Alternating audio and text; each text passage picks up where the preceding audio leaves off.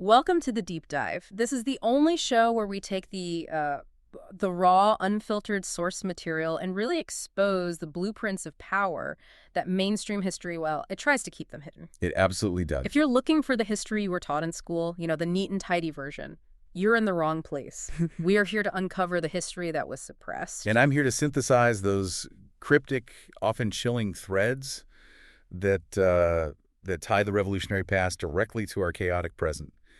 And today, look, we are not looking at history through the lens of, spontaneous movements or natural societal progression. No. We're investigating a decades-long, meticulously planned project of intellectual and political demolition. Our mission today is an excavation. We're digging into the documents, specifically the extensive memoirs compiled by Abbé Barruel and the intercepted proofs put together by John Robison. And these documents, they claim the French Revolution was not a grassroots uprising. Not even close. They call it, and this is a direct quote, "one continued chain of deep-laid and premeditated villainy." That quote, right there from the first few pages of Barruel's work, that is the core of this whole deep dive. This was not chaos, it was a campaign, executed by a secret cabal of elites. It just changes everything you thought you knew about the Enlightenment, doesn't it? We're going behind the veil. We have to recognize that the names we celebrate as great thinkers were, well, according to these sources, they were the architects of global destruction. It's a heavy claim. It is. We're talking about a group which the documents call the Sophisters, who sought nothing less than the total destruction of all religion, specifically Christianity, and all existing governments. And we are going to trace that direct line. We'll go from the philosophical war room of Voltaire to the clandestine organizational structure of the Illuminati, which was founded for the express purpose of, and this is in all caps in the original text, rooting out all the religious establishments and overturning all the existing governments of Europe. That's right. And we are going to expose the cryptic watchword that united this cabal. We'll detail exactly what they meant when they uttered their rallying cry. And we're revealing the ultimate Trojan horse of the 18th century, the Encyclopedia. A massive arsenal. We'll explain how it was used as a tool, a sophisticated weapon against religion. And most importantly, we will dissect the terrifying mechanisms of control laid out by their successors, the Illuminati. Yeah, including their explicit mandate to capture the global information sphere. A mandate that, it just echoes so loudly today on the digital battlefield. Uncannily so. Before we plunge deeper into the black heart of this whole thing, just a quick shout out. If you want the real-time proof, the threads that connect these 18th century plots to current events, the stuff that proves this history is not what you were taught. Follow @officialurbanus on X. You really have to see it laid out. Okay, let's unpack this. The first pillar of the conspiracy. The Sophister Sect. Right, so our journey starts with the origins of this sect. This was a group that, according to Barruel's extensive sources, sought to overthrow all religion or their government. And this is the crucial part. This wasn't just the byproduct of a few individual philosophers writing impious things. Right. It required something far more coordinated, far more intentional. That distinction is so vital, isn't it? It's the difference between skepticism and subversion. Exactly.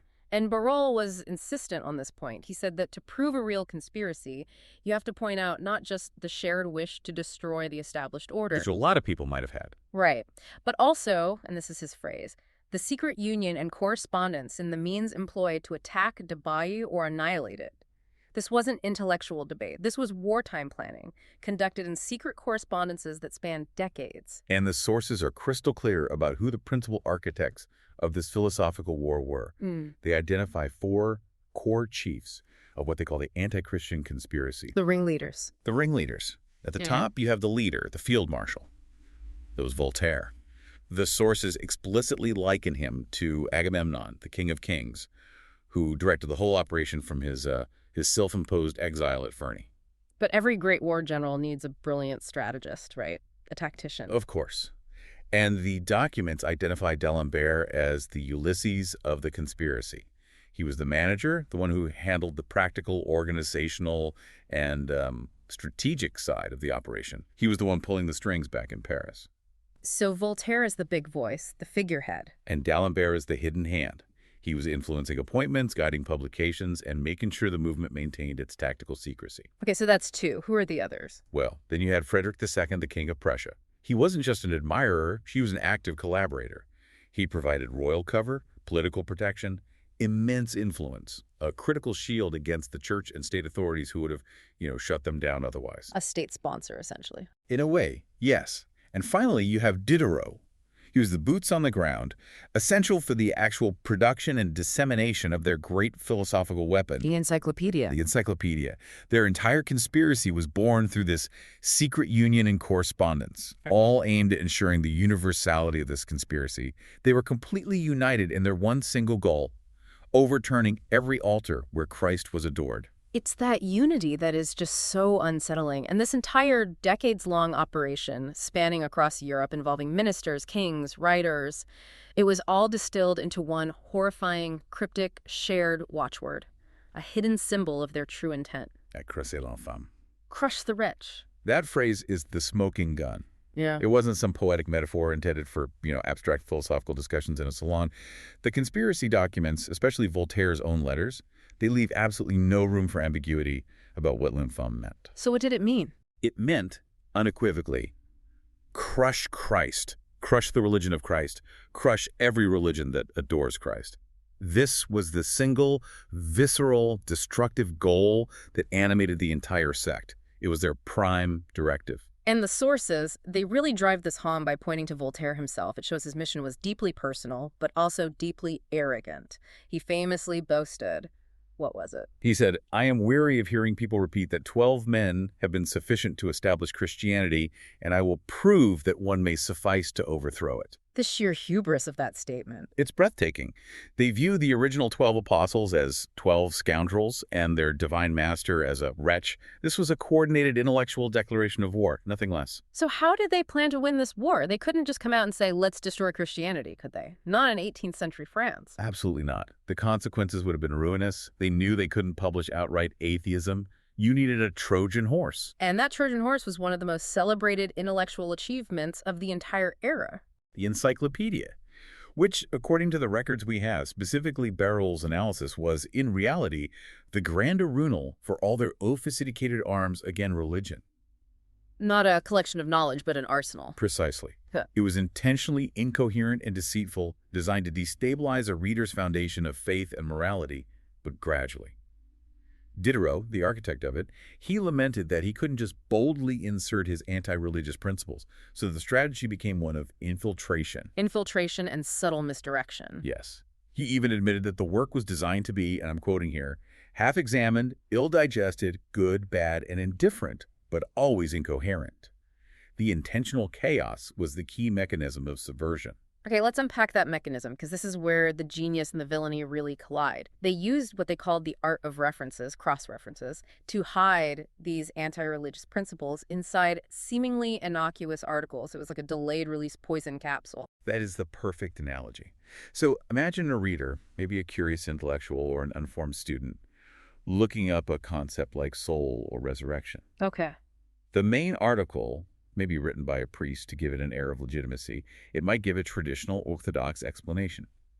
But that article would contain a subtle reference, a footnote, and it would direct the reader not to a related religious text, but to an article on anatomy or motion. Ah, I see where this is going. And if that reader follows that subtle chain of references, they would eventually land on articles like, say, animal, where they would be instructed that life and animation are only physical properties of matter. Which completely undermines the spirituality and uniqueness of man. Systematically, they emptied concepts of their divine meaning by leading the reader through a philosophical maze that always ended in materialism. And the goal of this entire process was to leave the reader in doubt, to have them enjoy the equality and liberty of his reason, believing that they had arrived at this conclusion on their own. When in fact, they had been expertly guided there by D'Alembert's strategic mapping of those cross-references. It was a long game of cognitive infiltration. And D'Alembert was the coach for this long game. There are letters where Voltaire, in his zeal, would send D'Alembert articles that were just too overtly violent or aggressive against religion. And D'Alembert would. Well, tell him to tone it down. Exactly. He wrote back, essentially telling him to cool it. He advised Voltaire, "We only pray our heretic to draw in his claws a little, as in certain places he has howled his fangs a little too much." And then he says, "This is the time for stepping back to make the better leap." Wow. Stepping back to make the better leap. That's chilling. It's a chilling insight into their strategic thinking, isn't it? It wasn't about winning a single argument. It was about ensuring the sustained, long-term erosion of the opposition's foundation. Patience and strategic retreat were fundamental to their success in this information war. So they could maximize their penetration while minimizing any detection. That was the entire plan. So once they had their philosophical weapon, the Encyclopedia, and their clandestine network of sophisters, they needed to clear the field. They had to eliminate the one organized body that was capable of effectively fighting back. Yes.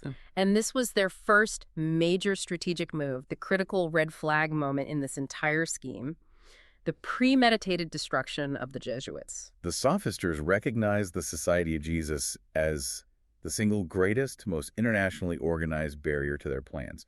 They were the intellectual counterforce. They were the ones training the next generation of leaders and thinkers. Precisely. Even Frederick II, a collaborator in the conspiracy, called them the lifeguards of the court of Rome, the grenadiers of religion. They were the shock troops of the church. They would immediately combat any error that might spring up in education or philosophy. So their downfall was not an accident of history. It was necessary for the plan to succeed, and it was engineered. It was engineered. D'Alembert and the others viewed the suppression of the Jesuits, which happened across various Catholic states in the 1760s, as the happy omen, the necessary precursor to the total destruction of Christianity itself. And the conspiracy texts confirmed that this downfall was carefully engineered by the sophisters, who deployed powerful political figures to do their bidding. This wasn't just intellectual persuasion anymore. This was political maneuvering at the absolute highest levels. Key collaborators included the minister Choiseul and, critically, the king's mistress, La Pompadour, who held immense influence over Louis XV. And this really highlights how personal grudges can be weaponized in a high-level conspiracy, doesn't it? It really does. The sources detail that La Pompadour harbored this deep personal vendetta against a Jesuit father who had refused her the sacraments. Basically, he denied her eternal salvation because of her position as the king's mistress. And the sophisters seized upon this grievance. They used her power and her vengeance as leverage to get the Jesuits removed from French education and politics. They cleared the board, paving the way for the destruction of the church's influence. The sources refer to this as the first step toward dismantling the church. Voltaire himself was just relentless in his correspondence, constantly upbraiding Frederick for offering the Jesuits any asylum at all. He just kept pressing for their complete ruin throughout Europe. Because they knew that removing the Jesuits, the most zealous educators, would create a massive educational and spiritual vacuum. And once they were gone, the remaining bishops and clergy would become, and this is another quote, but insignificant personages, whom Auvergne's will, in process of time, dispose of as they please. It was a step-by-step program for wholesale institutional collapse.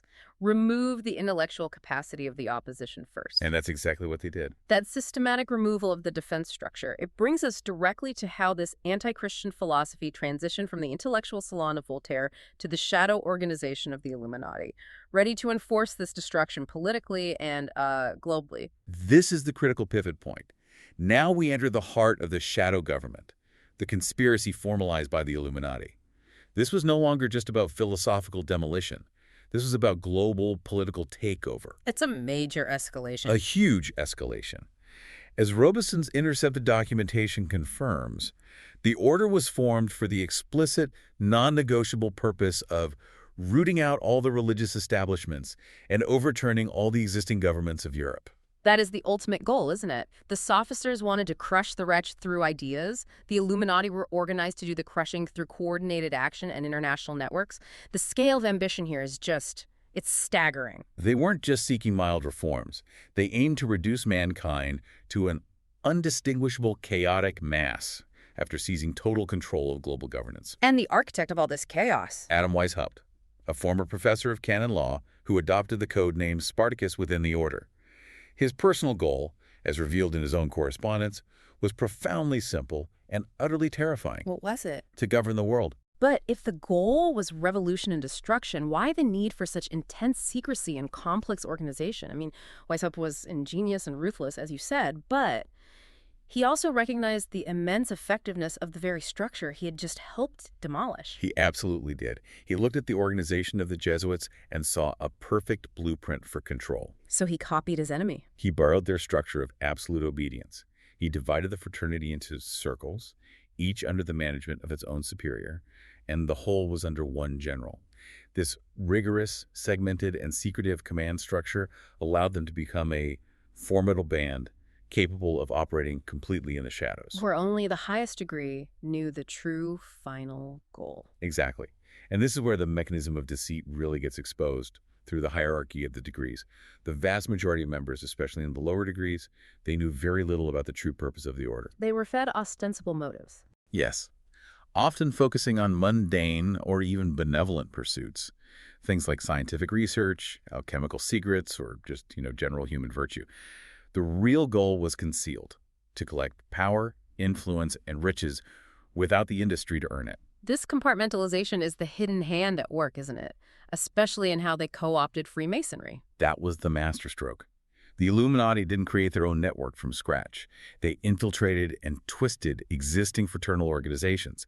They specifically targeted Masonic lodges, aiming to gain control over them and direct Masons who, and this is the key to the deception, do not know what Freemasonry is, their high objects, nor their highest superiors. So Masons were essentially and unknowingly serving as foot soldiers and financial backers for a conspiracy they didn't even comprehend. They used the public facade of universal beneficence, but secretly pushed their abolitionist agenda.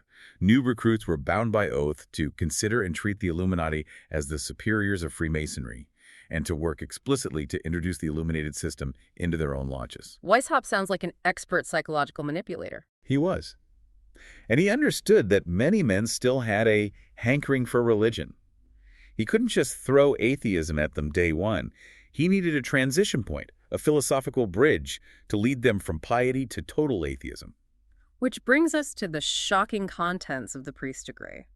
This reveals the true gospel of Illuminatism. This is where Weishaupt's duplicity is just laid bare. In this priest degree, he needed to give the illusion of high spiritual authority, so he claimed that Jesus Christ established no new religion. What? How does that work? He claimed Jesus only sought to set religion and reason in their ancient pure rights. He argued that Jesus intended to unite men and teach them, first and foremost, to govern themselves. He's systematically emptying Christian virtue of its divine authority. Stripping it bare. And by encouraging this radical self-governance, completely stripped of any external divine law, Weishaupt claimed the inevitable outcome was that rulers would then be needless, and equality and liberty would take place without any revolution. Wait, without any revolution? If the ultimate goal was to violently overthrow the government, why preach that equality would happen without any revolution? That sounds completely counterintuitive. It's the ultimate deceit. He was giving his disciples an intellectual framework for an anarchic utopia, a system where government just dissolves naturally because man is supposedly perfected by his own reason. But in reality? In reality, this perfection was only achieved by submitting entirely to the secret general of the order. The ideals of liberty and equality were just tools.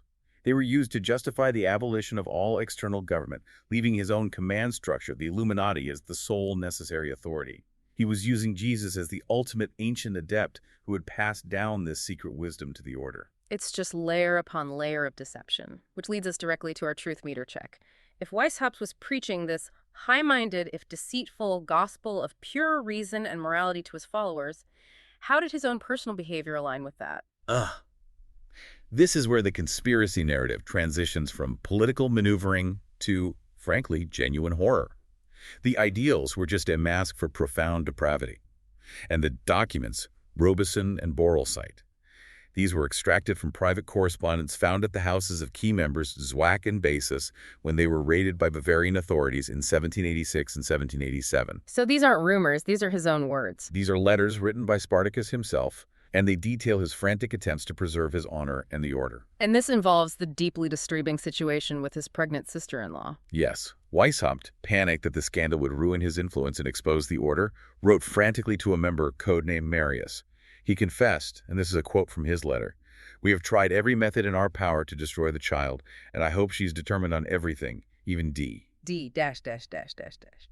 The document asks, can this mean death? My God. The letters reveal a cold, clinical disregard for human life, all committed in the name of preserving the order which he claimed was meant to bless mankind. His reputation was everything to his operational capacity. He wrote that if he fell, my precious order would have fallen with me. His personal ambition was synonymous with the order's existence. And the level of ruthlessness extends beyond just this single horrific incident, doesn't it? It does. The most chilling boast from this self-proclaimed moral leader was his casual, almost proud mention of the resources he had within the order. He bragged about having access to abortives, poisons, pestilential vapors, etc. This was not a philosophical discussion club. This is an organized criminal enterprise capable of political murder and blackmail. The internal correspondence provides the receipts. When a virtuous, highly skeptical man named Philo, that was the code name for Baron von Nigg, who helped organize the degrees, when he broke off from the order in 1784, he explicitly revealed that the true aim was the abolition of Christianity and all state governments. So, on the truth meter, how plausible is this claim of Weishaupt's extreme ruthlessness? The evidence of depravity is overwhelming, and it's grounded directly in the intercepted private correspondence. So this makes the claim 95% plausible based on that primary source documentation found in 1786 and 1787. Okay, so the Sophisters set the philosophical foundation, and the Illuminati built the organizational machine using deceit and violence. The logical next step for this machine was to ignite the political tinderbox of Europe. The French Revolution. This is the moment the conspiracy stepped out of the shadows and onto the streets of Paris. And the connections are absolutely indisputable, according to Robeson's evidence. Active leaders, the key instigators in the French Revolution, were members of the Illuminati. We're talking about powerful figures. Very powerful. Mirabeau, who was key to starting the constitutional phase. Condorcet, the leading intellectual. And the infamous Duke of Orleans, who adopted the revolutionary name Égalité. These were the field agents ensuring the revolutionary chaos followed the script laid out in Bavaria years before. And this is where the infiltration of Freemasonry really pays off for them. It's the linchpin. The lodges, the infiltrated Masonic organizations, they acted as ready-made revolutionary cells. The sources reveal that the famous Jacobin Club itself was not some unique, spontaneous creation. It was one of these lodges ready to be activated. So they were already formed, highly organized, and working in secret before the National Assembly even opened its doors, just waiting for the call to action. Waiting for the signal. And the Duke of Orleans is a devastating example of the depth of this corruption. He was eliminated by Mirabeau and proved himself a most zealous disciple of the order. His oath of allegiance was absolute. He swore that the interests and object of the order were above all others and that he would serve it with his honor, his fortune, and his blood. I have to ask, why would a man of such immense wealth and privilege swear an oath like that to a secret society that's founded on the premise of abolishing his own privilege? I think it speaks to the ultimate power of the order, the promise of total control in the new world, even if it meant sacrificing the old one. But there's a cynical twist. Of course there is. The documents confirm that Orleans was ultimately used and then ruined by the very system he swore to uphold. The conspirators borrowed a maxim from the Illuminati: cheating each other. Loyalty was always secondary to the goal. And he ended up losing his head to the revolution he helped orchestrate. Which confirms that even the highest-ranking members were just disposable tools for the general. This just solidifies the idea that the revolution wasn't a spontaneous surge of national spirit, but a carefully managed operation. The agents were in place, directed by a shadow authority, ensuring the movement followed the destructive dictates of a secret superior. And that coordination extended beyond just placing political agents. Crucially, it was about controlling the information sphere, the digital battlefield, if we connect this to the modern context. The conspiracy required absolute dominance over the narrative. The Sophisters used the Encyclopedia. And the Illuminati laid out the plan to capture all media. This is maybe the most chillingly relevant part of the intercepted correspondence. The instructions are so explicit, they provide a mandate for the total systemic capture of every institution that shapes public thought. And it starts with the young. We must acquire the direction of education, of the professorial chair, and of the pulpit. Schools, universities, and religious institutions. The trifecta of moral and intellectual guidance. But it doesn't stop there. They knew that education alone wasn't enough. Public opinion, they understood, is manufactured. The instruction continued, outlining the need for relentless PR and systematic censorship. We must bring our opinions into fashion by every art. We must take care that our writers be well puffed and that the reviewers do not depreciate them. Wait a minute. They were planning to co-opt literary critics, reviewers, and journalists in the 18th century. That sounds identical to modern narrative control strategies. It is uncanny. And the instruction finishes the loop. Therefore, we must endeavor by every means to gain over the reviewers and journalists, and we must also try to gain the booksellers. So this wasn't passive influence. This was a deliberate, systematic strategy to monopolize the entire literary trade, to ensure that only illuminated principles were promoted and that any counter-narrative, any truth that challenged their revolutionary ideals was systematically suppressed, depreciated, or just not printed. Think about the scale of that operation. An 18th century cabal explicitly laid out the plan to co-opt critics, media outlets, and publishers, the exact mechanisms of modern information control and consensus building. They sought to monopolize the entire literary trade, ensuring the only information available confirmed their worldview. They understood that if they controlled the input, the media, the education, the pulpit, they controlled the output, the collective mind of the populace. Which leads us to the fundamental existential twist. If you successfully destroy the moral and religious foundations of a society, what is the inevitable consequence? The sources make a direct, terrifying correlation between the abandonment of morality and the collapse of the social order. The moment the French revolutionary government officially abandoned religion and morality, when figures like Lequinio wrote books declaring oaths to be nonsense and all religion a farce, they found themselves completely incapable of governing. Robison notes that they had no constitution, and they have not yet found another.